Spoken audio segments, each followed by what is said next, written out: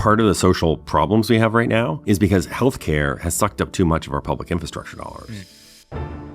I actually think what's awesome about it is hospitals look more like an Amazon warehouse. And I know that sounds like super creepy to everyone on the phone, but get over it. Like, get over it. The best, most efficient way, the most efficient and beautiful way we can save our society is actually not over-humanizing the delivery of care. For the VC community out there, don't just assume your consumer goods company is going to go take its AI and just roll into hospitals. Just like ease up on the enthusiasm of that one. And so realize you probably need vertical solutions for payers, providers, etc. Honestly, doctors are entrepreneurs at some level, and that's problematic. Like, it's just problematic, right? Because like you got a conflict of interest. And so entrepreneurial doctors are great when they're creating new tech, but you know, when they make a lot of money off selling people Botox, like it's just an issue.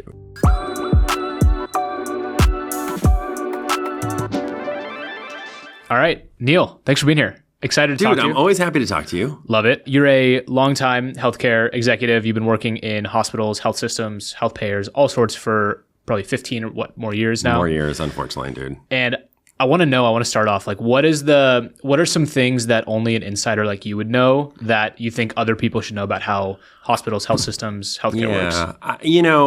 Honestly, dude, I was in this business for a long time. I was a consultant for like a decade. And it was interesting. Then I actually went to go work for a health system like every day. And you think being a consultant and being in the boardrooms and working with doctor practices like gets you a real feel for what it's like to actually be on the inside. It's really not. When you get into the grassroots there and you're like in a bunch of physician meetings and dealing with the CFOs and like the board isn't in the room and people don't have to have its pretty face on, consultants sort of see they're like the house guests, right? Like the bathroom's clean, the bedroom's clean, like, the kids are told not to act out. And then you actually like move in and it's a whole different story of like mass chaos, And so what are the messy parts? What are the... Yeah. So a couple of things. One is you realize how complicated decisions are. Like when you're at a consultant level, right? You're like, hey, this makes sense, grand strategy. We got to kind of align incentives.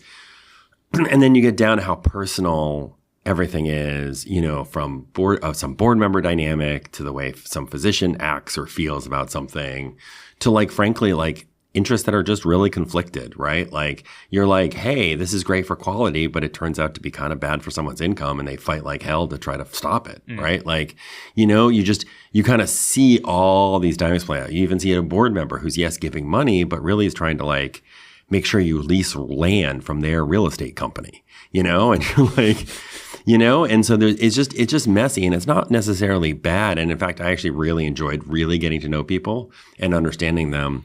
But I think at the end of the day, you think about like healthcare as in like, okay, you woke up in 5th grade and said you want to be a doctor and help people or whatever. But when people are really like in this and they're like 20 years in, have gone to medical school, you realize that like somebody's like mostly worried about paying for their divorce and their $250,000 of medical debt they've got from school. Or their $250,000 of medical debt. Or you find out like somebody drives in, works at that hospital, but doesn't actually even like the community they serve, right? Because it's like very demographically different from where they are, right? And so it's just a much more complicated environment, much messier, much harder to get things done.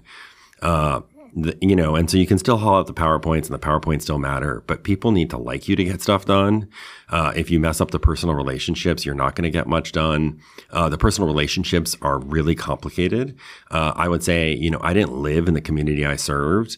I love that community, but I didn't really live there. My wife at the time had a big job and it was far away. And so I kind of drove in a big distance and like people were like, you too good for us? Like, you're like, that's where my wife works. And so why should it matter? Right. But it does matter, right? Because they're friends and then went to the same college and they're now at the same hospital. Yeah, it's all trust. I mean, when you go into an OR, the only thing you have is trust for that doctor. Yeah, and I think that's sort of like, I am literally giving over my life or someone I care about's life to you seeps into every stack, all the way from the people who are paying for services, the people who are administrating services. Like there is just this level of trust that I feel like you need. Totally. And I think actually just to like jump on that for a second, I think it also then passes on really importantly to any like the startup founders who are like, listen to this, it means that like these hospitals and I think the payers have to like you and trust you before they want to buy your stuff. Yeah. So everyone's like, hey, look at my shiny object and how cool it is. And people are like, how old is this guy?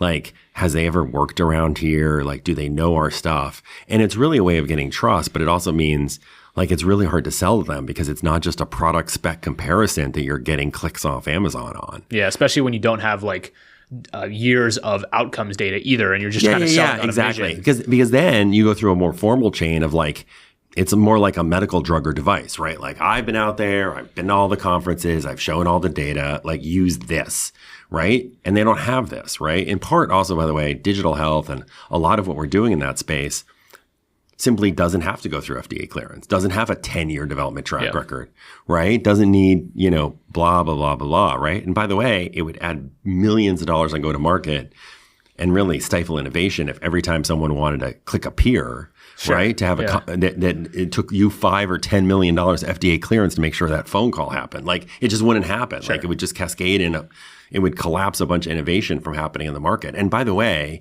that rigor, which is some ways really good, has stopped some level of innovation. Doctors do lots of stuff that somebody else at a different level should do, et cetera, et cetera, et cetera. We've been slow to automate. The reality is like, a lot of physicians, sorry, I'm just totally This is great. Yeah. like jamming here. But like physicians, so I have, and there's a little sexism involved. I had an awesome, trust if you're listening, an awesome CIO at my old health system, super smart lady, super cool, totally had her S together, right? And like individual doctors would email her saying they were locked out of their computer system because they just like were used to a human being on the other end, right? And so it made us slower to automate. Like we have people deal with schedules. Does Best Buy or Starbucks use people to like sit around and decide the schedule for the next week? No, a computer decides the schedule and maybe a human can detour it if they really, really, really want to. Yeah. I can't remember the last time in any other industry where I had to call. The only option I had to get an appointment was call someone. Yeah. And routinely in healthcare, like you can't get an appointment unless you call someone and they're out for lunch and you got to wait. And it's like, yeah, it's crazy. Like, I mean, I moved a call center to the Philippines. Right. And people thought I was the first, it wasn't just me. It was a few of my colleagues who were awesome. Just were like, you know what? We can barely staff this thing in Baltimore right now. We're having huge turnover. People quit every 6 months. Somebody doesn't show up for work. Right. Like it was just hard. And so we were like, where do everyone else does it? Guess what? Everyone does it in India or the Philippines or somewhere else. And we're like, wow, Philippines has lots of nurses, lots of people who sometimes come here to help deliver care themselves. Sometimes, there have been periods in American history when lots of them came here for care. A lot of them go to Europe to help provide care, right? And so if people in Europe, and we used to trust them by the bedside, then we should be able to trust them to make a bleeping appointment, right? Yeah. And so we set up a call center in the Philippines. Average wage of someone to answer the phone with overhead, this was admittedly a few years ago, with all the tech overhead, the CRM, all that stuff was $35,000 a year, right? And that included, having basically that was per 24/7 shift. Yeah. Right. So it it wasn't really like good quality of life, probably. Yeah. And by the way, they stuck around. Like we had like one person quit out of 10 at the end of the first year or something because they got some great offer somewhere else. Right. So it meant they learned our systems. Our doctors learned to talk to them more. They had some challenges early on, but there was like a really beneficial curve. That's the kind of thing I talk about that. And most people would look at me like I was a crazy man. Well, it is a weird proposition because like on the one hand, healthcare is local and there actually is a problem right now where people are leaving communities because they can't find work. They can't find things to do. Right. And so, but on the flip side, it's like you said, the reason you had to do that is because you couldn't find people to work. The turnover was high. Right? I think so. So this is a really interesting point. So first of all, I actually think this is a problem. Like this is a huge problem, which is to say hospitals and health systems in particular, but also payers to some extent, have become the economic engines, which has actually become a problem from the efficiency standpoint, right? Like especially in rural areas. Yeah, but it is even all over. Like unless you go to New York, man, you close a hospital and the job loss of those 2,000 people looking for work just cascades through the whole community. The problem is then you then are stuck with this cost structure. You know what? It's like state industries, dude. That's what Europe struggled with. That's what, other parts of the world that are sort of more socialized in their employment structure stuck with, which is that we've opened this thing and everyone's got jobs in this town from this thing and then we got to keep it open. It's a problem. Like we need care delivery that's local. We don't need services that are local. Yeah, but how do you add competition to a giant children's health center who is the one children's health center in the entire state? I think that's a beautiful question. I think you don't need to add competition at necessarily as much at the point of care. You have like lots of the healthcare ecosystem can be disaggregated and nationalized or outsourced or automated, right? But the other thing is that's what I actually think is really beautiful about virtual care that we've never really gotten our act fully together on, which is you have a local hospital that's basically bought up all the docs. Right? Understandable strategy. I had it, right? It's great for care integration, right? Like it's good for care standards. It gives people, but it's honestly also a vehicle to jack up costs, right? Because then you have a lot of negotiating power. Well, you could offer a virtual service as we get better and better with virtual services, hospital home. You have a bunch of ways to introduce competition to that community. Right. And so now you can use some virtual care, a hospital at home program, a bunch of other tools, at home testing of stuff, maybe even an at home infusion. And pretty soon you can introduce new competition to those markets, which I think make them very dynamic. Yeah, it's kind of interesting. It's like the chokehold that hospital systems and health systems have on their communities is probably going to be their downfall because it's going to force things that are not critical to that happening inpatient out in the community. Yeah, I mean, it's like we got ourselves into a big bind, and like in some cases, those hospitals, I mean, most hospitals are delivering a lot of super needed services, but the reality is like you walk in any community, let me say a moderate sized community, and there's probably some niche-y stuff that really doesn't make a whole lot of sense to happen in that community. But like some doctor has a program they want funded, the board wants to support it. And so pretty soon they're seeing 50 patients a year in some program or 150. Doesn't make sense. Like it, in other countries, like you got to travel, right? And so there's a whole rationalization of things that's not easy to deal with. Like I'm not saying it's an easy answer, but my overall viewpoint on this is part of the social problems we have right now is because healthcare has sucked up too much of our public infrastructure dollars. And so I think, in God honest truth, as a refugee of DC, who moved out of there 4 months. Yeah, I'm not a real refugee, but sorry, I realize how offensive that sounds to people who actually left someplace actually hard. But as a guy who left DC, you realize that like, man, maybe our whole public tone and tenor of our society would be a little better off if we had managed to take a few healthcare dollars and invest it more in education or housing. Well, that's the problem, right? Like you take Medicaid dollars up, you got to take state infrastructure investing in education down. Yeah, and here's the reality. Like the reality of this system is, if you look at urology care in this country, I know President Biden has prostate cancer, but he wasn't getting prostate tests for a while, which is a good thing because people his age generally die of a variety of different things. And so it doesn't make sense to treat them for slow-moving prostate cancer necessarily. But, you compare us to Denmark or Norway, and we have like twice the rate of urological like surgeries. And the reason is not because like there's a shortage of urologists in Denmark or Norway. It's just that we have a system that highly incentivizes people to do surgery. And there is cancer, so there's a reason to do it if you want to do it. Sure. But, different countries have different approaches to that.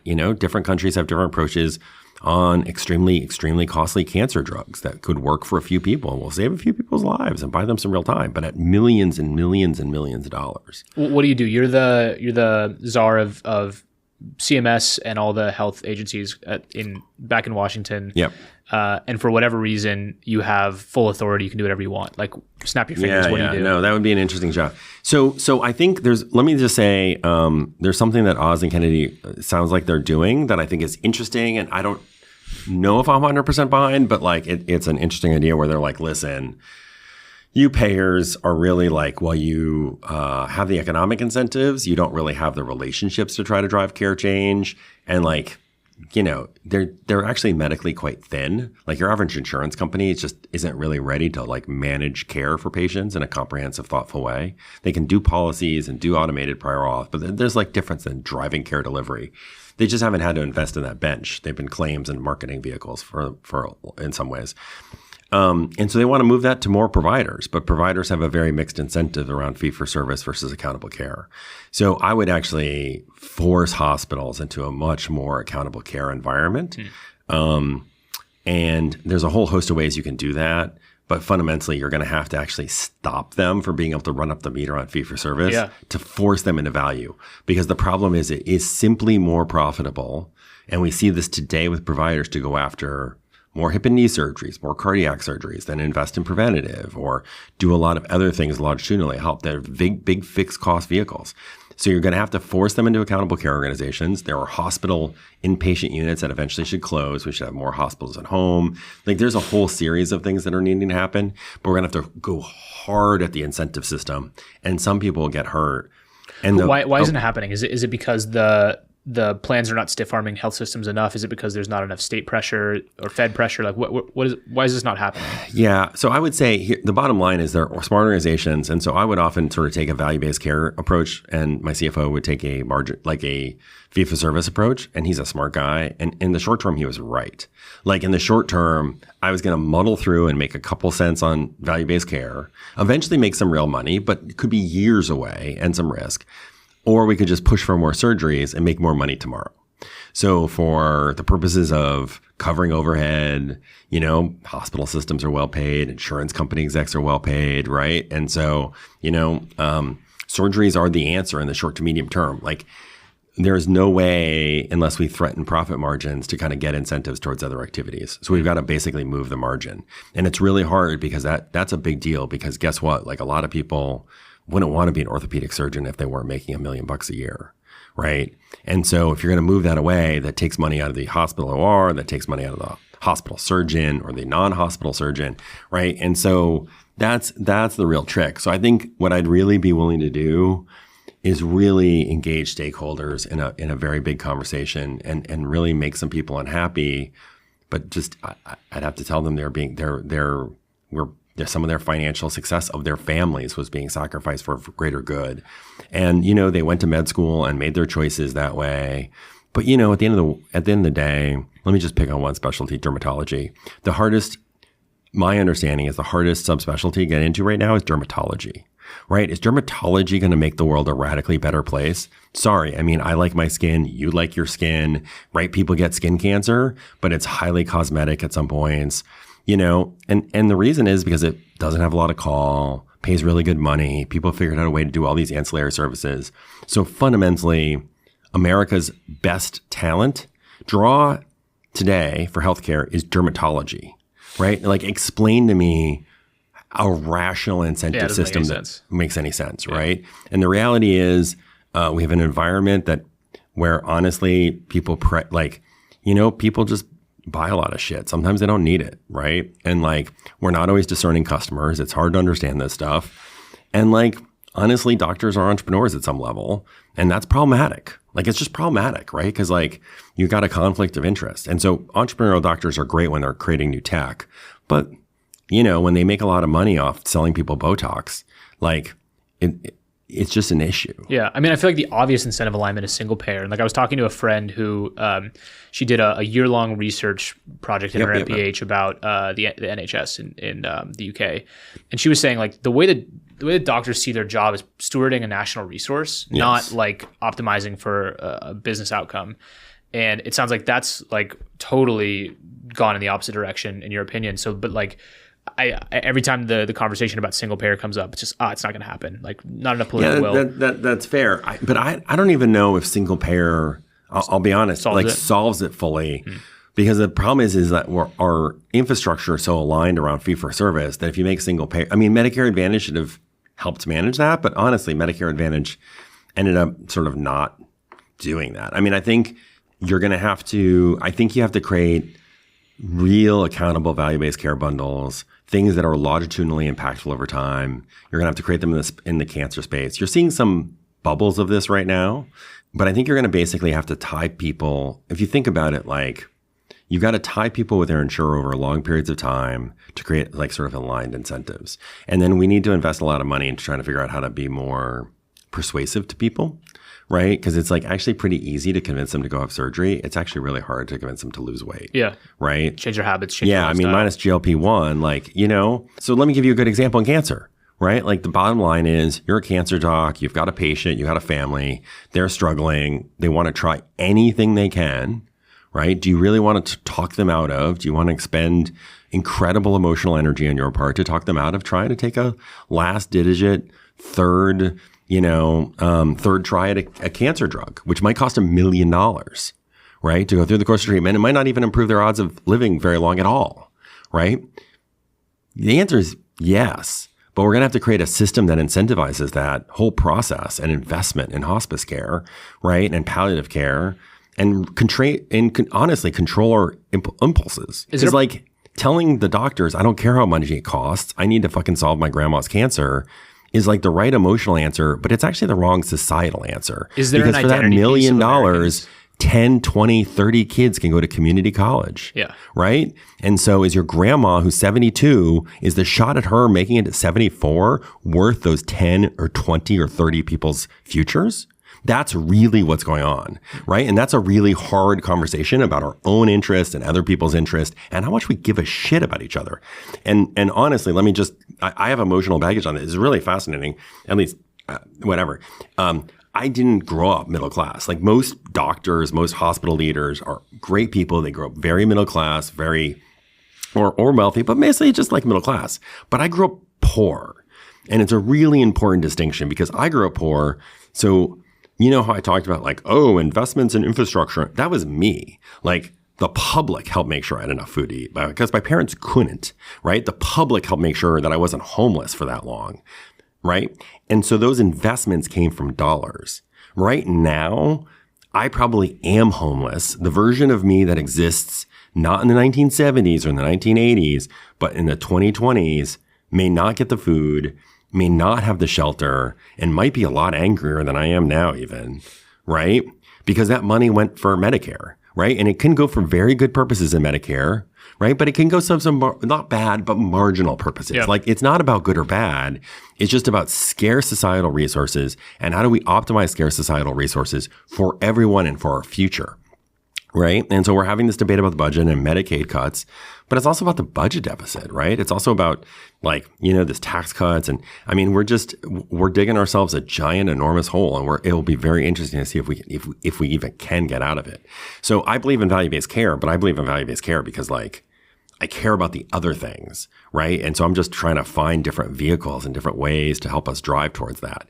And in some cases, people have to do fee for service just to keep the lights on. You know, one of my clients is a poor hospital system relatively poor, sorry guys, in Southern Alabama, you know, and they just needed to provide those services because they were the hospital for the African American community. So I don't care, right, if you do a marginal hip surgery on somebody to try to keep the lights on because otherwise the ED is not open for thousands of poor African Americans in that community. So I get it. Like some cases actually, that's the thing. It's all about context. In some cases, I'm okay with sort of trying to milk the fee for service system because that's like what you literally have to do. Yeah. Right. It's such an odd thing to even say though. Like I have to do an extra hip surgery on this person in order to keep this hospital open because I'm getting paid on what I do, not what I am, which is be critical infrastructure in a community that needs you. I mean, there's a whole lot of uncompensated people who show up to the ED legally and morally. You got to give them care, right? Like it's a complicated equation. And it's not like, here's the thing. It's not like that person couldn't, it's not like they don't have a hip problem. The question is for example, physical therapy, like have they gone through all the things they could do to try to avoid that surgery and turn it off? And the problem is that people get these hips and knees, then they need another one because they're getting them so young. They're going to outlive the $15,000 surgery and device you just put in them, right? So then you need another one. So like delaying is like a good thing, right? Like I had all this dental work when I was a kid because I basically consumed Mountain Dew as my all my major food groups. Turns out bad idea, by the way. And so then I had all this dental work in my 20s and 30s. And now it turns out I'm freaking 50 and I got the same. Now I got to like go in and rehash that stuff because things break. And then it's like, oh, I paid $2,000 the first time. Now I get to pay $3,000 the second time or whatever. Right. Like it's no fun. So I think those are some of the issues. Sorry, I've gone off in so many crazy directions. No. It's great. I mean, it's an interesting theme of like, healthcare is both a very personal thing where you're interacting one-on-one with the provider who's trying to solve the issue that's in front of them. And I think probably do it in good faith of like, this is a person who needs help. But you're also talking about a very scarce and valuable resource, which is the aggregate of all the services that we can provide, as well as given how much is funded through government programs now, you're talking about real material line items on the future, livelihood of everyone in this country. So there's so many different like layers, and I think it's not at all. It's super obvious why the incentives are totally misaligned at that layer of national resource versus individual incentives. And I mean, I hear you. And I similarly believe that I've never made the distinction about like how important it is that health systems are the people who are going to these large scale value-based arrangements first. Yeah. But it's so immediately obvious because they're going to be the ones who are ultimately accountable to treat this person if it doesn't work, right? If you're an outpatient provider, you know, maybe you're a city block, like, and you've got, you know, all the resources and you're at risk, right? Like if something really bad happens, like they're going to the hospital. Peace out. You know? And they're also peace out, they can withdraw from a market. Right, that hospital can't withdraw from the right. market. They're stuck. So there's this great line about like, you know, there was some Roman battle, I guess, and like Caesar was like, you know, set troops in, and they were like, but if you do this, right, there'll be no way to withdraw, right? Like your troops are stuck. And the story goes, and basically, I'm sure this didn't exactly happen this way, but he basically said the equivalent of like, that's exactly what I'm counting on, right? And so we actually probably need over time to like evolve towards a system where the health systems around total cost of care in the community, right, have nowhere to retreat to around their community health. Someone actually gets fired over lack of performance, right? Or like, right when it should be the CFO getting fired if he can't hold the. Well, yeah, I mean, the CFO, CEO, somebody, right? Like somebody's got to take the hit on this very complicated topic, right? You know, and it is a very complicated topic. And by the way, I mean, fundamentally, we really need to unfortunately ask health systems to do something really different than what they normally do, right? Like they are in charge of staffing an engine and kind of keeping their patients happy. Managing long-term structural health economics is not normally their bag, right? And so it means kind of training and equipping them and like supporting them to do something really different. And I think like we need different talent at some points in the health systems too, right? Like there's just a different level of lateral thinking you're going to need. Like for the most part, the same person who's like helping get your appointments scheduled and kind of keeping your front desk staff alive, which is a big deal, is not the person to like reimagine care delivery, right? Like that's a very different, very conceptual task. And so we're going to have to work through all of that. I think the way we're going to free up some resources to invest in some other resources is like automation. Yeah. Like the concept that like we have thousands of people checking people into hospitals and clinics is crazyville. Yeah. Right? It's crazyville, right? And so from self-service to automated appointment reminders to automated ways to go book your appointment to even follow-up calls that are just agentic AI agents being like, did you get your medication? Yeah. Doing the medication reconciliation and stuff like that. All such a big deal, right? And I know we got a ton of money focused on documentation and note-taking and analytics around that stuff. And so how do you align the long-term incentive? You mentioned, and I think about this a lot, which is like, if you can't deliver an in-year or 18-month saving to a health plan with a new solution, like it's going to be tough to really. I agree that. I mean, that's I think part of our challenge, right? Like, and the reality is like, that's the other thing that's really problematic is that like you talk to an executive and it's just hard for them, especially to get past a timeline that's past when they think they're going to be there. Yeah. Right. If you're like, if they're going to retire in 3 years and you're like the best years are year 4 and 5, it's just emotionally, they're going to have a hard time reconciling themselves to that. But I would say, you know, we have other industries that invest better on long-term time horizons. When you're in the oil industry and you're digging a damn well, it may not be super productive for 4 or 5 years, or when you're doing oil exploration, or when you're doing pharma product R&D, right? Like other people have kind of figured this out. I don't know though. Like the financial incentive at a pharma company, like has a probably 10 to 20 year timeline horizon from you know start to end. The financial incentive for a plan exec seems to be, especially at a one that is a public company or a national, is like you got to make sure that you don't financially lose the business over this year, right? Yeah. No, it's very different. Well, I mean, I think that the oil industry has a different equity gang, I have the feeling, has a different view of how they are structured and financed and evaluated than our healthcare delivery system. But our healthcare delivery system, whether you're a payer or provider, hasn't been educating people on their long-term capital, you know, investment strategy. Fair. Like, do you know what I mean? Like if they got on a call to explain that, I think they would struggle, right? And by the way, we're still learning how to figure that out, you know? So I think there's a long way to go on that, and it's really hard. And, you know, there are some great tools out there. We need a lot more work to do.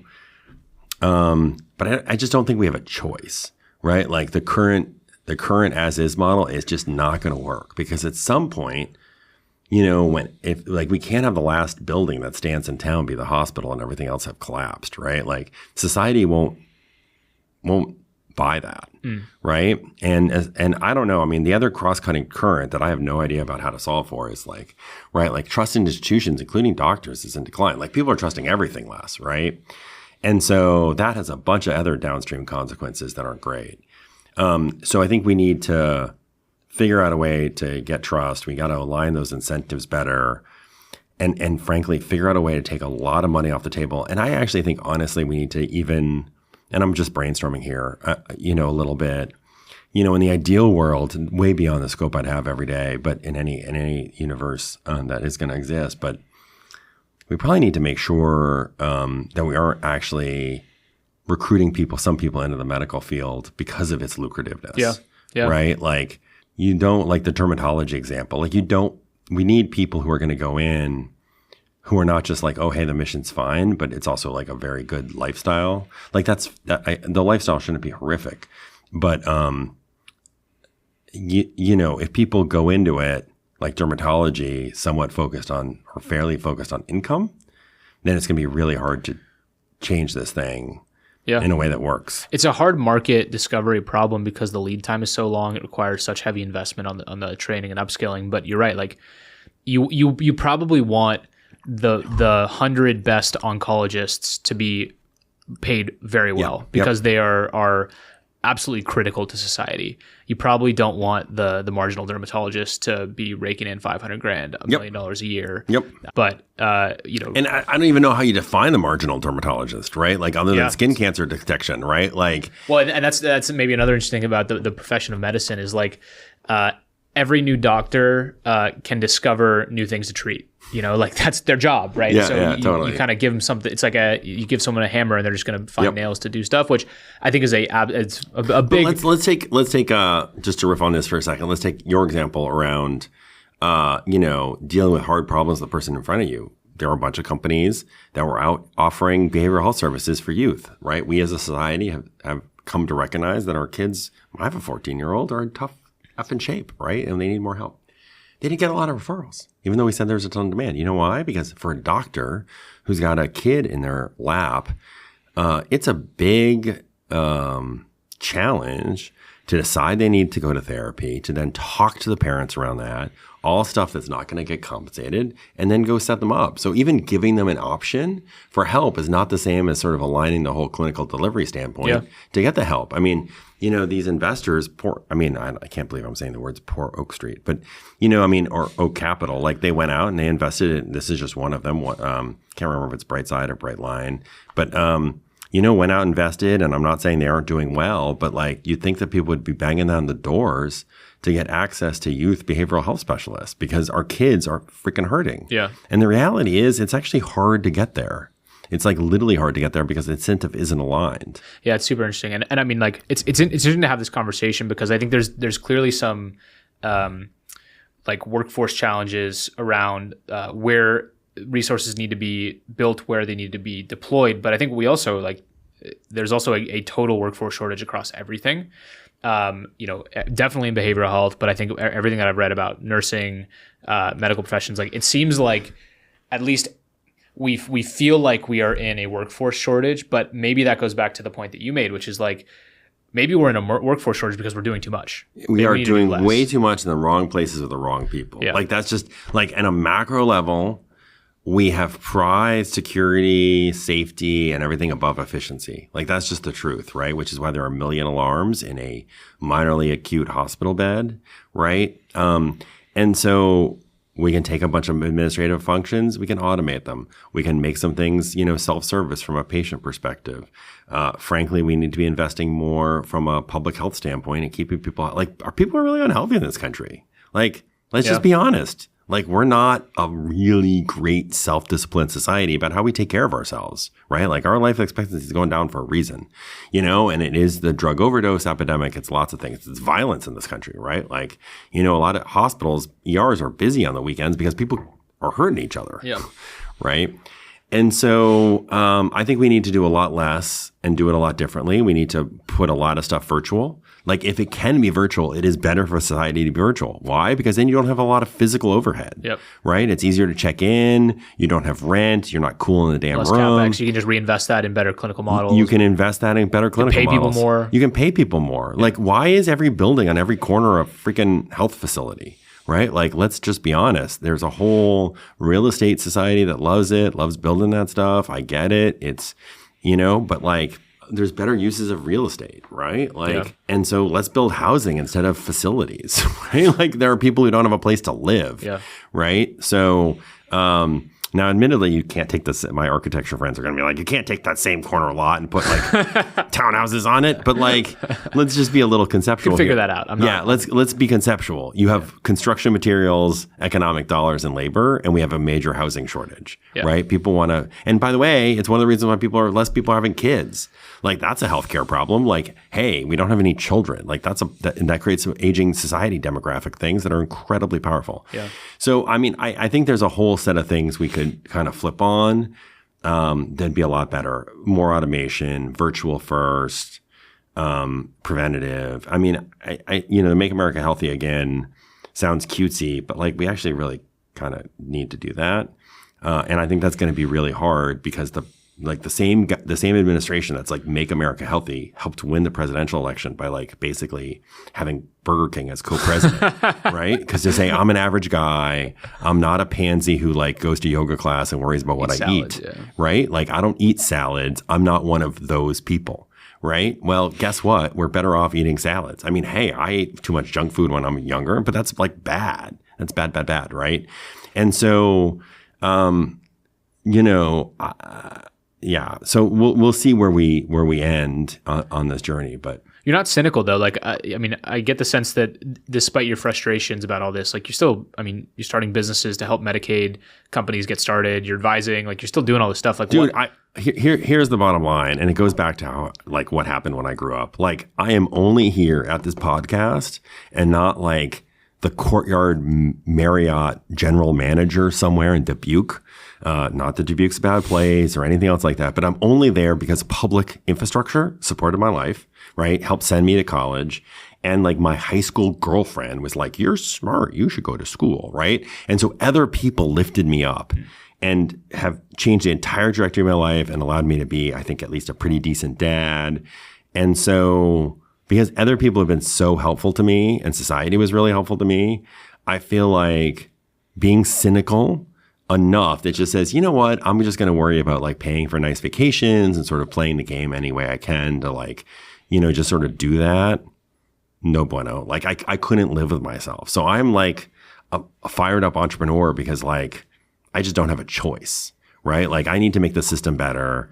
I made it a little better as a health system executive. I made it a little better as a public company executive, and I need to make it a little better as an entrepreneur. And I've had a couple shots on the field to make huge changes. So, one or two landed and some missed, and I just got to keep going. I just got to keep chugging. I got this like call center company today right now that I'm helping. And like the reality is you give AI agents in that call center and they need less call center agents, right? And from a macro societal standpoint, maybe it'll just be margin, or maybe they'll be able to turn around and invest that in some healthcare delivery dollars, right? But as long as you're spending millions and millions of dollars answering the damn phone, it's not going to happen, right? Like we got to free up resources and then do the right thing. So we got to create investment incentives that are really tied to mission, right? Here's an interesting question. Like who got fired over decline in life expectancy in this country? There's no one accountable. Right? There's no one accountable, right? Andrew Whitty got fired because he messed up MA, got too aggressive on some things, also signed some doc deals. My understanding is that he wasn't fully like aware of, but like, it's not like anyone's like, hey, Andrew, like you're the largest insurance company in the country and people are dying, and we spent more money and people are living less. Like, what are you doing about that? Right? Like, that's not his problem. Right? Like the macro stuff is no one's problem, right? Like we are in the micro business. And so we just got to do a better job of aligning incentives so that, somehow we get from life expectancy of the members to like United stock and, United MA plan investments and that kind of good stuff, right? And, people tend to stick on their same MA plan, so there's some real opportunity there. If you really rolled into a plan and sort of talked about some of the deep sociological things that you'd need to do to actually make people healthier, I mean, they'd kind of roll their eyes and they'd be right because it would be a gamble and might not pay off for 5-10 years. Yeah. Take me to let's say everything goes right. Okay. The next 15 years, 20 years, Interesting. all of the bets pay off. All of the AI tech comes through. Yep. What does it look like? So I actually think what's awesome about it is hospitals look more like an Amazon warehouse. And I know that sounds like super creepy to everyone on the phone, but get over it. Get over it. The best, most efficient way, the most efficient and beautiful way we can save our society is actually not over-humanizing the delivery of care. That's the irony that we got to get over. Because humans cost money and everyone saves money by replacing humans with tech. So how would that work? The computers would help schedule everybody in the hospital from the patients to the staff, right? Computers would help route people. Think about it. We have more technology and how $20 an hour, $15 an hour worker goes around an Amazon warehouse picking things and how nurses and MAs do their flow. In the ER. In the ER or anyone else. Yeah, I mean, there's reasons why they're going to have to go off script in the ER, right? Because there's a lot of variation in that model. Yeah. But think about it this way. An Amazon worker is told when to work and how by a computer. Okay? We're going to need a lot of cultural space for our clinicians to be told how to work and when by a computer. Yeah. Right? But that's how we're going to invest resources. And then we need to do a lot of R&D to figure out this issue. We have lots of narrow drug discovery issues. That's marginally great. We are really the king of sort of narrow drug uses. And if your kid has a rare disease, I get it. I have a friend who has that situation. They'd strangle me for saying this. But you know what? You know what we need more than rare disease cures? I mean, they're beautiful. We need to figure out a way to automate cultural competency so we can figure out how young people and older people who have substance abuse issues and other issues in their life can get help. Maybe that's not even human fully, right? How do we do some of that outreach? And then the other interesting question is, if we can figure out how to help people through that kind of automation, how do you figure out that that same automation technology doesn't get in the hands of sports betting and cannabis companies and everybody else, so that while you're trying to save them, other people are peddling them with all 7 deadly sins at once in just an effective fashion. I don't know. We seem to be really okay with letting those two things get more and more pervasive and not fixing the other one. Exactly. So I don't know. We'll have to figure that out. But I mean, that's a real issue. I have the question. I mean, I'm just this is a really weird riff, but imagine if my life is only the way it is because of I went to a theater. I volunteered to be house manager of a play of Guys and Dolls in 1989, right? And so I met this person, had a really big influence on my life, high school girlfriend, right? We ended up dating for a number of years, long story. And how do we create social tools through automation that have some of that same influence, right? That's a really fascinating question, right? Because I don't go to that play, dude. I want to play video games. I do something else that evening or that weekend. My entire life is probably different, right? And so, I am excited that we're beginning to get our arms wrapped around behavioral health issues a little bit, but we still aren't that preventative about it. We're going to need to scale that. I think we're going to have a huge behavioral health shortage. I think a lot of people are realizing how useful that expertise is. And we're going to demand for, I predict we're going to be not thousands of therapists short. We're going to be tens of thousands, if not hundreds short. I think, and I think that's a beautiful thing, but that's going to cost a lot of money unless we can automate parts of that, large parts of that, or we figure out how to automate a lot of the acute care and we leave the behavioral health care into humans. We just got to pick. Yeah. Right. That was a quote I heard, this guy from Naval on Twitter. He said, in the future where everything is abundant and AI is everywhere, a human is either an artist or a therapist, because we'll always need the people to help the other people, and then everyone else is going to be creating stuff. And I don't know how real that is, but I think the spirit is right. It's we're always going to need people. We're always going to have issues that we need to get worked out. There's something about humans connecting with other humans that will never go away. We hear this thing a lot But I would like robotic surgery that's just a robot someday. Right. Right? Like imagine the impact on productivity when low risk, I had hernia surgery. I'm old. I did something. I don't know what. Had hernia surgery. Great hernia surgeon. There was a lot of people involved in that care. Yeah. You know what? In the ideal world, someday, hey, Stryker, whoever, right? It would be lovely to have a robot that's intelligent enough that it doesn't, I don't want to, that doesn't need a surgeon on the other end. Yeah. Think about the kind of downstream resource impact that would be from saying we don't need as many general surgeons because we have robots doing low complexity general surgery without anybody. Yeah, that's I think actually a really good way to frame it too, because I think when you frame it for somebody who doesn't think about this deeply, they go, oh man, like we're gonna replace all surgeons with robots. That's not a good thing. What if the robots like mess up or do something bad? But when you frame it as like what I actually want today is all of the basic routine surgeries that we know how to do super easily that cost a lot of money. Let's 1/10 or 1/100th the cost by building a machine to do it, like a knee replacement, right? Yep. Everyone's knee is pretty much the same, right? There's some differences. Yeah, no, there's there's a ton of stuff there. But I'm saying that should be the end goal. Yeah. Just like, you know what? Tesla needs less people to put together its car. Yeah. Right? And so what we should do is strive to be robotic, but not just as a form of assistance and quality, right? Like that's what we're so good at healthcare. We're so good at making things a little bit better. And that's great for outcomes, but there's a ton of resources required. We lack Innovator's Dilemma, great classic book from Clay Christensen. We lack a lot of low-end encroachment, right? Like low-end encroachment examples in healthcare are the Filipino call center that I created. And there's now one in Israel, another great source of talent. Urgent care centers a little bit, though urgent care centers ended up not replacing a lot of ED care, but ending up augmenting it with other things. But yeah, I mean, like a lot of people are in the ED when they don't need to be. Imagine a system of AI that's smart enough to kind of route them when they don't need to go. Right. But it means knowing a lot about them and maybe even having a virtual consult and then not going. Right. But that also requires trust, integrated information, lots of stuff. But like, let's not build. Is gonna be you know how much it costs to build an ED? Cost a fuckload of money to build an ED. Right. Like, and expand an ED. Millions of dollars. You're tearing down walls. I helped work with an architecture firm for a long time. Great people. But man, like when you start moving chunks of a hospital around, like, oh, we outgrew our ED. Right. And that's a big problem for care delivery, but it's also like $50 million of societal resources, right? You know what $50 million buys? A lot of housing for people, right? And so I am hardcore, like change value-based care incentives, lean hard in automation. We need to get doctors, nurses, and everyone else stop and talking to people because every conversation costs societal resources. Every conversation costs societal resources, right? And so people want to keep the humanity in healthcare.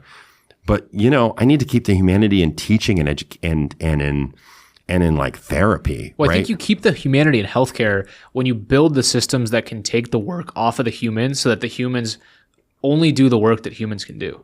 Yeah, and I think we got to keep refining that down, man. You know, actually, it was hilarious. I was at this Milken thing, and really interesting thing. The CEO got up and said, you know, I'm a real AI guy. And he's like, you know what AI job easiest to automate?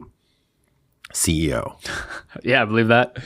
You know, I mean, you know, and I don't want to cost myself potential clients, but in the theoretical world, like you could make a lot more COO, CEO decisions around resource allocations by like turning some of that stuff over to computer. You need a really smart computer, right? Yeah. Like, but right, like those are expensive resources. Like when you get together and have decisions and meetings and those are all real challenges and issues. And I mean, obviously, same is true of education. Like when we can figure out ways to get tutors into classrooms through technology that are like just tutors instead of people, like we'll be better at coaching students, like, right? And we'll have better outcomes, right? So education, service industries tend to have this problem. And I think it would be less of an issue. And obviously, we're going to see this in Medicaid. Like people are going to die. Like people are going to lose access to primary care. They're going to wait until they're too sick to go to the ED. And like some people are going to die. Like it's just math, right? And I'm sure someone's done a study on this. I'm not clear how many people have died, but more people will die, right? And so you're like, well, maybe we can give you health insurance, but maybe like, you know, if we leaned in on the virtual side and said, you know what? I mean, and we're not ready as a society to do that. We edge around this on the Medicaid side, but listen, I mean, we're kind of like, we want to pretend like the things aren't hard trade-offs. And so we're not going to say, hey, listen, you're not legally in this country. You get a core set of services, but they don't involve cancer care, right? So we're going to carve out cancer care. If you get cancer, you got to go home, right? Very expensive drugs, very expensive delivery vehicle. Some people die, but you could say, listen, we're going to take scarce resources for undocumented citizens, and we're going to focus it on children and sort of chronic conditions and stuff that's like easier cost effectively to deal with, and say if you have dementia, if you have cancer, you got really expensive, difficult stuff, Parkinson's, you got to go, right? That's vicious. No one wants to throw. Yeah. But guess what? Like, if I have societal dollars and I can spend it on somebody who has Parkinson's or Alzheimer's or a child, it's more effective to spend it on the child. Like, that's just like the truth, right? And Parkinson's can affect really young people, and I mean, there's a lot of complexity. These are hard trade-offs, and trade-offs, and somebody has to make it, and the person who is making it will always default to the incentive structure that they are under, and that's why it's so important to try to align the incentives. Yeah, but it's not just financial incentives; it's also emotional incentives. Yeah. Like, we had a patient in our ED, not in the ED, in the ICU, technically brain dead.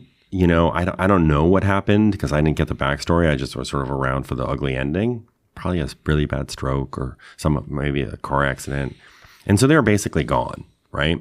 And they kind of ran a lot of tests and frankly gave the family a couple of days at a really expensive cost, right? To kind of like settle into the solution, to settle into that fact that their relative was gone, right? That's again, putting emotional over reality, right? Like, it sucks to be like, hey, your mom or dad is probably never going to come back to us. And I know you just learned this 4 hours ago, but every hour costs our society $1,000. And so we need to pull the plug on them, right? Like, that's talk about ugly, hard trade-offs. If that's your mom or dad, you don't really give a shit about $1,000 that might go somewhere else, right? But aligned incentives forces that conversation sooner. But I'll tell you, I mean, for the poor ICU doc, who was a friend of mine, who was a neurointensivist, smart lady, went to that family, and they were like, and not to be ugly about it, but she was like, you Jewish people are just trying to kill us to make money, like, that's ugly and so hard. That's not what they signed up for to do as docs, but that is the job. That's part of the job. But I also think like we're on a dangerous path. We are on a dangerous path of not trusting anyone, but also rigorously defending our self-interest. Right? That is not going to end well for us as a society. No. Right? And so in a different environment, that person goes in with a different attitude about the doctor, a different attitude about people who look like her. We have a different incentive structure to try to manage that. We got to figure out culturally but like, we have like low pickup of hospice, costs the country a lot of money. Whether it's a stroke that's gone terribly wrong, it's also not like great for the families over the long run either. But if you think that like your job is to fight to the end to defend yourself to the last day, this whole thing is going to fall apart. Yeah. This whole thing is going to fall apart. And so it takes a lot of effort to think about the world from someone else's perspective. And I maybe be too callous to the hardworking surgeon who's like, listen, man, like, I got 2 kids to put through college, and, my spouse didn't work to take care of the kids. And so he or she is not going to generate a second income, right? So I am the core breadwinner, right? And that was great for raising our kids. Like, sometimes I probably have too little sympathy for some of those experiences, though. I mean, I respect them and I kind of get it. But man, like, I know what it is like to be at the bottom. Like, I was there and I still remember it today, right? Like, I spent my 5th birthday in a plastic oxygen tent. Like, I remember that stuff, and I'm never going to forget that stuff.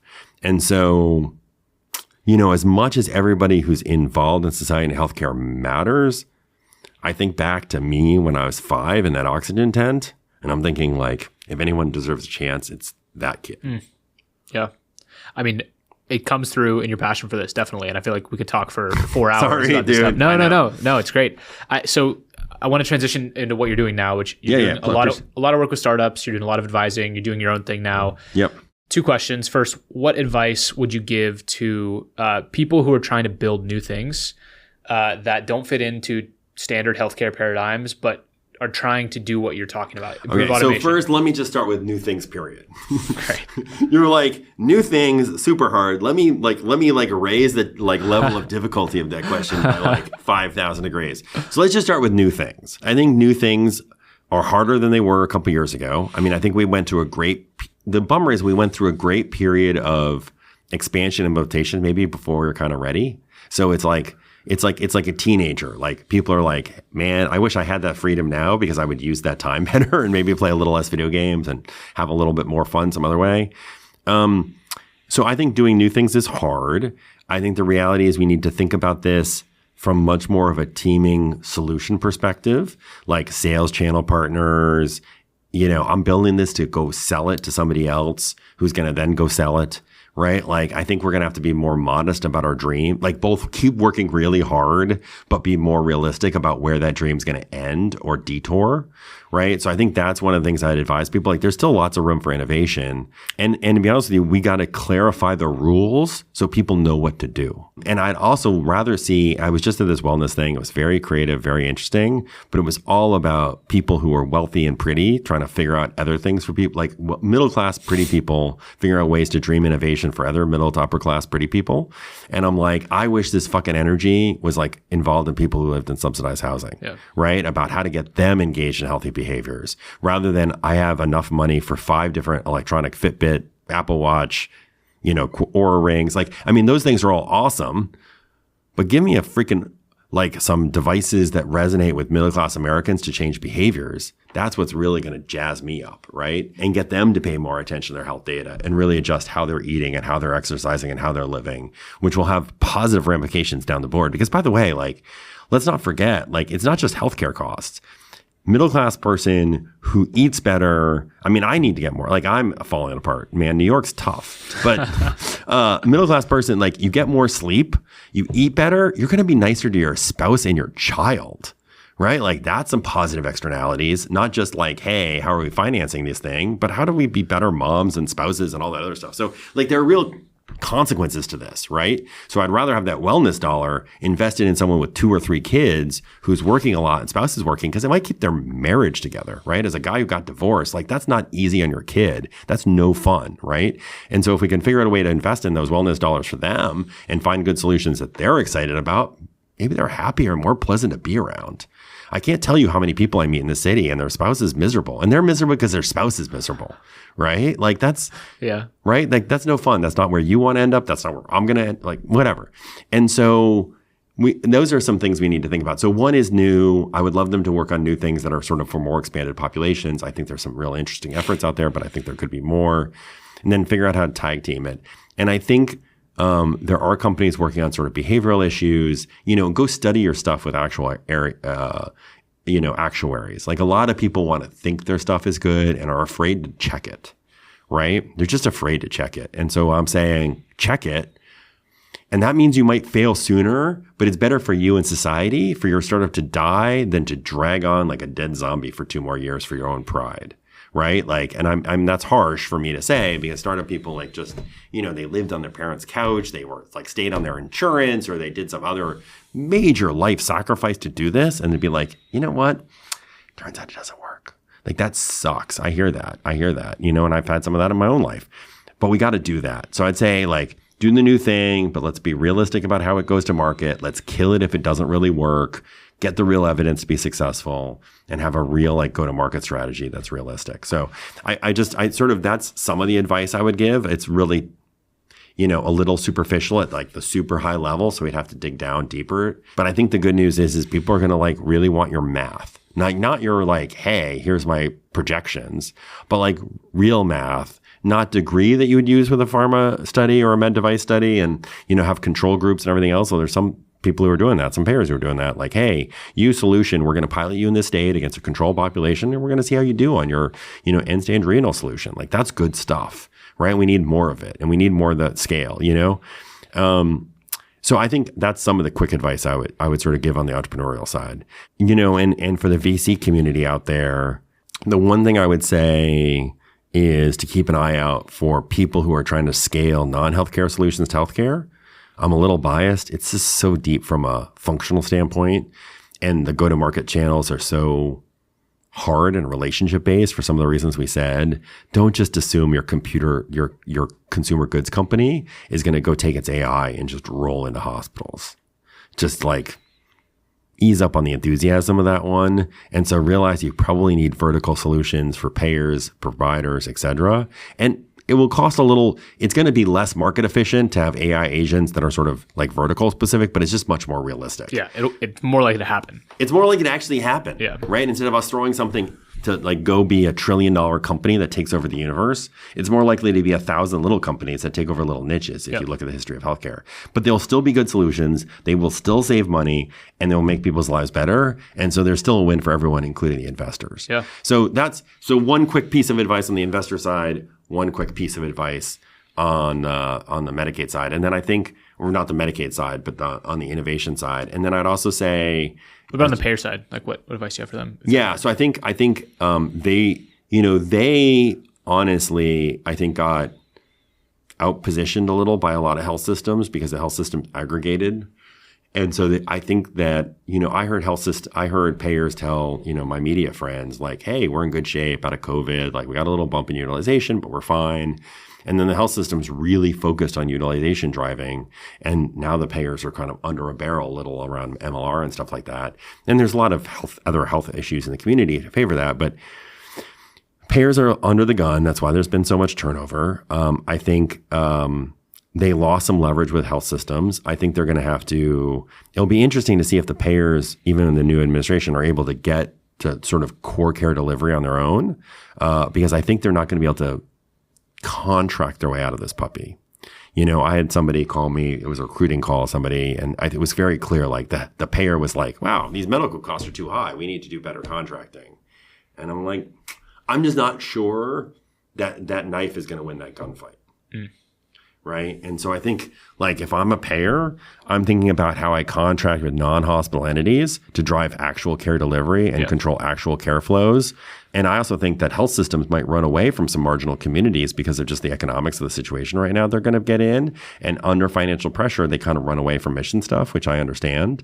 And so then suddenly you're going to have populations, especially particularly on the Medicaid side, but some Medicare folks too, who are going to lose access to some services. How are you going to reevaluate them? One of my dreams is like, man, like we need to align incentives so nursing homes want to invest in some clinical services enough to not ship nursing home residents to the hospital. Because guess what? Every nursing home resident that ever goes to the ER generally gets admitted, right? And so it's basically like every time you lose someone out of our nursing home bed, it costs society like $3, $4, $5,000 at least, right? At least. Meanwhile, sometimes very basic clinical services could have been provided in that nursing home that would have kept that senior in that bed at a total cost of, say, $1,000, right? Like that's an incredible ROI. And also, by the way, like sending seniors to hospital, you know what you do to seniors in hospital? Expose them to lots of stuff, they die, right? Like seniors, people who are in nursing homes, the last place they should be is in a hospital, right? And we saw this during COVID. So long story short, like there's a lot of room yet on sort of creative alliances and care delivery. And what I tell the payers, and admittedly, hey, Patrick Conway's out there at United, so he knows his stuff. Like, bulk up on people who actually know care delivery, who can reimagine care systems and actually deliver total cost of care savings. Because guess what? Delivering total cost of care savings and figuring out how to work with nursing homes and form alliances and new ways of both contracting and care delivery to avoid using oligopoly health systems or to give you new leverage ain't the same job as writing medical policy. Sorry, with all due respect to the people who like have that really hard job of writing medical policy and sort of managing prior approvals and that kind of stuff and doing peer-to-peers. All super hard work, super technical, super deep. Kudos, but they need to bulk up that team. I think you need to bulk up that team. I think there's some stuff they're probably outsourcing. They need to insource today. There's a friend of mine doing a cool job at CVS, kind of going around being like, so we bought this, we're paying money to this company to do X, but we've got enough scale that it would actually be cheaper for us to like build it and do it ourselves with a pretty quick ROI. Like, why aren't we doing that? Right. And so that's what she's doing. Right. And so I think it's really healthy for payers to do their own innovation for things that they're already at scale for instead of buying it from somebody else. Like there's just all this noise that happens with extra parties. Right. And then it aligns the incentives. Then you're not just a contractor like the health insurance with other subcontractors, right? Like you actually eat some of your own dog food, right? Like that's good. Like if we can have less intermediaries, if we can we can reduce the healthcare chain from like 22 parties around a patient to like 4, that might be a little helpful to like aligning incentives and doing some of the other stuff we talked about. Yeah. Sorry. So that's some of my advice. And for the health systems, man, like health systems right now are doing exactly what they should do based on logical set of incentives and based on like political and financial burdens on them. And so, I remember I'm going to share a story. We were going to hire a urologist or two because we were having call coverage services problems at our hospitals. the easy thing to do, I guess, right? And then the local urology group was like, you're not going to start competing with us in urology or we pull all our people out of your hospital. Right? That's basically a blatantly anti-competitive move to avoid filling service gaps on a cost-effective basis. Right? You know why? Because that group has got its PE money and a lot of people are making a lot of money and it's going to do whatever it needs to do to stay in the financial profit incentives. Right? And so we need to give our delivery systems a little bit more control. If we want to hold them accountable to total cost of care, they can't have subcontractors doing sort of like, fine, you want to cut the salary, our orthopedic surgeons go on strike for a month. Yeah. You know what I mean? And like everyone who gets hit in a car accident has to be flown on a helicopter to another city, right? Like, and so there's going to be some pain and suffering along the way. And we need to give people we need to have people's back, because the answer that we're going to go change all these incentives and bend the cost curve without effing with people's incomes and lives is a lie. It's a lie. Right. And so we gotta do it in a way that messes with as little people's lives as possible, but not everyone can be better off. Yeah. Right. The concept that we have 20% of GDP and no one loses as you try to do real change is not real. You know, our cars are better today than they were before. They're more efficient. They're a lot cheaper. They're a lot safer. But guess what? A lot less people make cars. Right? There are entire towns that are now devastated because they lost their car company. And so we have a choice in healthcare, just like we had a choice in the Industrial Revolution, just like we had lots of other choices. We can either fight against change and frankly, like really suffer as a society and civilization, or we can go with it and a lot of people will pay some really serious sacrifices. And that's the real choices we've got to make, right? Because for every, there are a lot of entrepreneurs now who've opened their cannabis shops and like, some of them are probably making the world a better place, but, from a societal perspective, are we probably spending too much money on pot? Maybe, right? And so there are some real people on the other end of that, just to like name one example, right? Yeah. I can't go 5 feet without running into a liquor store in this town. It's true. That's there for it. On that note, let's leave it at that. Where can people find you? Where can people be helpful? Yeah, go to my LinkedIn, northgategroup.co. We got a great group of folks who have like lots of different specialties in lots of different areas. I mean, I riffed. I'm super opinionated. There's lots of other people with lots of other opinions. People who are mostly, got finance expertise. People who are deeper on the payer and population health side than even I am. There are just folks with lots of different expertises in lots of different areas. I basically created a good group of people who basically had a couple qualities. One is I trusted them.